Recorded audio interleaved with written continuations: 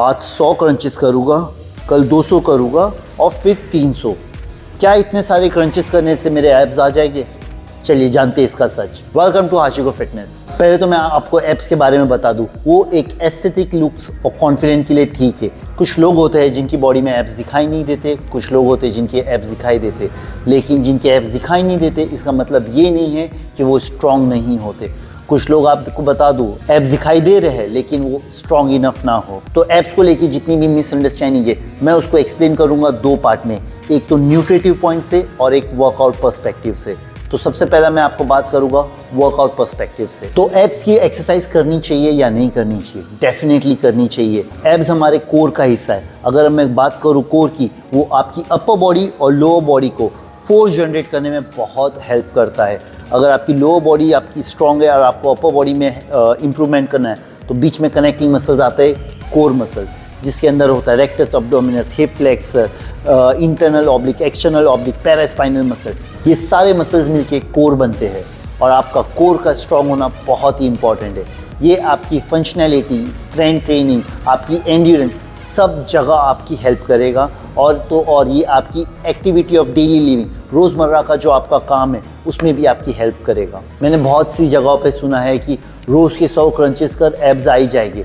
आपको एक बात समझनी है, मसल्स को जब भी आप कोई भी वर्कआउट करते हो, चाहे वो कोई भी मसल हो, बड़ा मसल हो, छोटा मसल हो, हाथ का हो, पैर का हो, कोर का हो, आपको इस बात को समझना है, जब भी आप एक पर्टिकुलर मसल को ट्रेन करते हो वो ब्रेक डाउन होता है, फिर उसकी रिकवरी होती है, उसकी फिक्सिंग होती है और वो स्ट्रॉन्ग बनता है और पहले से बेटर बनता है। इस प्रोसेस को कम से कम 3 से 4 दिन लगते हैं। अगर मैं आज कोर कर रहा हूँ, वो मैंने वहाँ पे मसल को ब्रेक डाउन किया है, अब उसको रिकवरी और रिपेयरिंग की ज़रूरत है, जिसके लिए नेक्स्ट 2 डेज़ मेरी बॉडी उसको रिकवरी जोन में डालेगी एंड 2 दिन के बाद में जाके वो वापस से वर्कआउट करने के लिए रेडी होगा, फुल्ली फंक्शनल होगा। तो जो लोग रोज़ के 100 क्रंचेस करते हैं उनको ये बात समझना है कि वो अपने मसल्स को ग्रो होने का टाइम नहीं दे रहे, प्रॉपरली रिपेयर होने का, प्रॉपरली फिक्स होने का टाइम नहीं दे रहे। उनके केस में ये होगा, मसल की जो बेली है, मसल की जो टिश्यू है वो छोटी ही रह जाएगी, अच्छे से फुल्ली ग्रोन जैसी डेवलप होनी चाहिए उस तरीके से डेवलप नहीं होगी। तो नतीजा ये रहेगा, आप उसको रेस्ट एंड रिकवरी नहीं दे के उसको बार बार ब्रेक डाउन करके मसल की साइज़ को कंस्ट्रेन कर रहे हो। अब मैं इसी चीज़ का दूसरा पर्सपेक्टिव आपको बता दूं, आपके एब्स विजिबल तब होंगे जब आपका बॉडी फैट परसेंटेज नीचे जाएगा। अगर आपके बॉडी में आपने एब्स क्रंचेस करके या कोई और एक्टिविटी करके बना भी लिया है, लेकिन जब तक आपका body fat percentage higher side में 25-30% है बॉडी फैट, वो दिखाई नहीं देने वाले।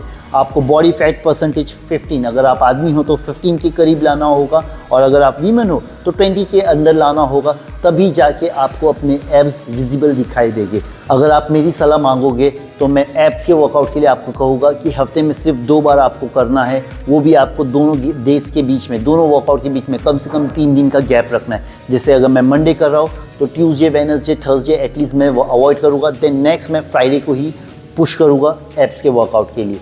एंड आपको बड़े मसल्स को भी टारगेट करना है, जैसे बैक हो गया, लेग्स हो गया, चेस्ट हो गया, ताकि आपकी बॉडी फैट जल्दी बर्न करे। अब जितनी जल्दी बॉडी फैट बर्न करेगी, आपकी बॉडी का फैट परसेंटेज उतना ड्रॉप होगा एंड जितनी जल्दी आपका फैट परसेंटेज कम होगा, आपका एब्स का विजिबल लुक उतना ही शार्प होता जाएगा। अब मैं आऊँगा दूसरे पर्सपेक्टिव पे। आप कितना भी वर्कआउट कर रहे हो, कितनी भी एक्सरसाइज कर रहे हो, लेकिन आप अपनी कैलोरीज को काउंट नहीं कर रहे हो, अपने खाने का ध्यान नहीं रख रहे हो, अपने न्यूट्रिशन का ध्यान नहीं रख रहे हो, तो भी आपके एब्स आने में दिक्कत होगी।